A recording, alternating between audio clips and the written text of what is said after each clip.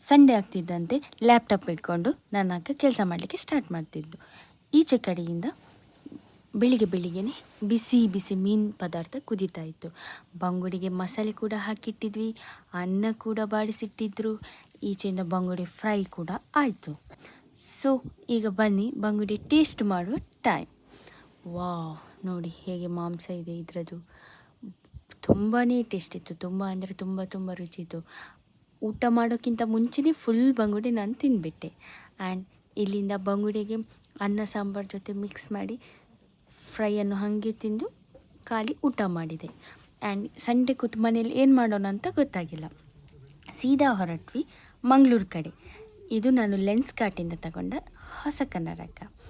And ಬನ್ನಿ, ದಾರಿಯಲ್ಲಿ ಹೋಗ್ತಾ ಅನ್ನಿಸ್ತು ನಮ್ಮದೊಂದು ಫ್ರೆಂಡಿದ್ದು ಮನೆ ಆಗ್ತಾಯಿತ್ತು. ಆ ಮನೆಯನ್ನೊಮ್ಮೆ ಹೋಗಿ ನೋಡ್ಕೊಂಡು ಬರೋಣ ಅಂತ ಹೊರಟ್ವಿ. ಅಲ್ಲಿಂದ ಸೀದಾ ಮಂಗಳೂರು ಕಡೆ ಹೊರಟ್ವಿ. ಸೊ ದಾರಿಯಲ್ಲಿ ಹೋಗ್ತಾ ನ್ಯಾಚುರಲ್ ಸಿಕ್ತು. ಇದು ಫೇಮಸ್ ನಮ್ಮ ಮ್ಯಾಂಗ್ಳೂರಿನಲ್ಲಿದೆ. ಸೊ ಬೊಂಡ ಫ್ಯಾಕ್ಟ್ರಿ ಅಂತ ಇದರಲ್ಲಿ ಇದೆ ನೋಡಿ. ಇದರಿಂದ ಸಿಯಾಳದ್ದು ನೀರು ಸಿಗ್ತದೆ ಬೊಂಡದು.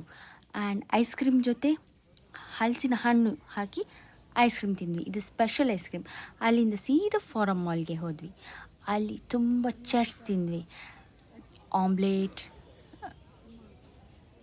ಮತ್ತು churmuri, egg chilli, lemon juice ಎಲ್ಲ ತಿಂದ್ಕೊಂಡು ಸೀದಾ ಐಡಿಯಲ್ಗೆ ಹೋಗಿ ಐಸ್ ಕ್ರೀಮ್ ತಿನ್ನೋಣ ಅಂತ ಅನಿಸ್ತು. ಅಲ್ಲಿಂದ ನೋಡಿದ್ರೆ KFC ಕಂಡೆ.